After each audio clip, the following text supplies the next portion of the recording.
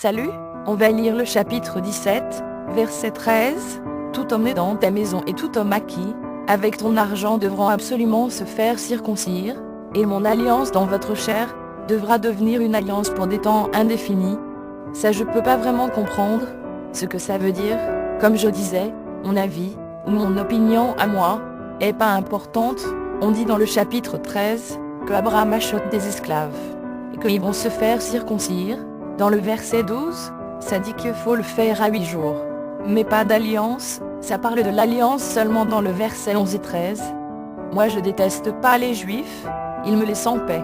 Et moi aussi, je veux juste comprendre pourquoi il y a des codes sataniques dans la Bible. On pourrait estimer le nombre de nouveau-nés qu'ils ont dû sacrifier, pour être assez éclairé pour écrire ça. Regardons le chapitre 17, verset 17. Soudainement Abraham est conscient qu'il ne peut pas avoir d'enfant à l'âge de 100 ans, et sa femme qui en a 90. Pourtant dans le chapitre 11, verset 11, c'était tout à fait naturel d'avoir des enfants, à l'âge de 500 ans.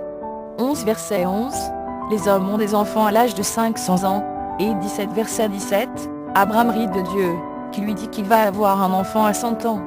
Sérieusement je peux pas comprendre toute seule. J'espère juste qu'on puisse se rapprocher de la vérité, avec tous les petits bouts de casse-tête, et les preuves que nous collectionnons. À suivre. À cause de ce que vous portiez autour du cou au mariage, c'était un symbole. Vous parlez de ça? Oui. Ça, exactement. L'erreur, ce serait de penser que la création de richesse est uniquement une création matérielle. C'est beaucoup plus que ça. We have before us the opportunity to forge a new world order.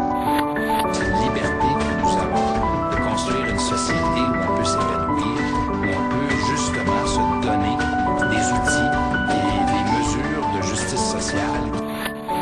A world where the rule of law governs the conduct of nations. Ça, c'est notre destin à nous.